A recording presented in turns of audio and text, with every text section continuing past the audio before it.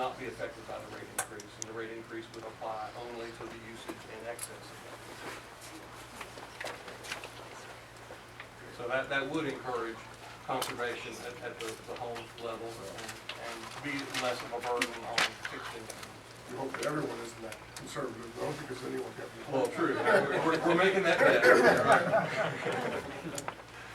I had a question. Yeah. I just had a question about the tax credits. Like, what does that mean? Tax credits for conserving water? Is that? No, that'd be for conserving land. So in other words, if somebody owns land and they wanted to negotiate a conservation easement on their land that would prevent development in the future, some states provide tax credits for that, and that makes it easier for people to decide to do that. I see. But We proposed that to the legislature last year. There was actually a bill introduced, but the state tax department opposed it and did die after it. Does West Virginia provide tax credits? Not that, I don't believe. I believe that there is a tax deduction that may be available, but a tax credit, no. And that was the purpose of the bill that was introduced, was to establish a tax credit program for grantors of the conservation easement. Yeah, so there was increased storage capacity with that second Coben Run reservoir. Yes. Has dredging of the first one, does that include dredging of the first? It doesn't. We looked at that very closely. It's not cost effective. It's for three reasons. First, it's our options for doing that work are very limited. It's a relatively small reservoir. The cost per unit, recall we compared the cost per unit storage for the new reservoir. The cost of recovering volume at the existing reservoir was at the highest end of that range. And so it's cheaper for us and more cost effective to take those dollars that we could spend recovering existing volume, and we can buy more gallons with the same dollar if we spend those dollars at the proposed reservoir instead. And does that also include that proposed reservoir? Did you say that more land was needed for the projected design? Yes. But that also includes that new purchase of land? Yes, it does. Should I understand, excuse me, you to say that when you refer to the conservation that some people are into and good at, you didn't want everybody to be conservative in their water use?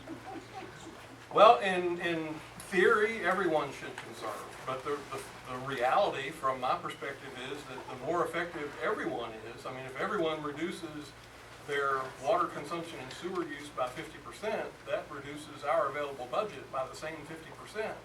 And all of a sudden, we can't pay our bills.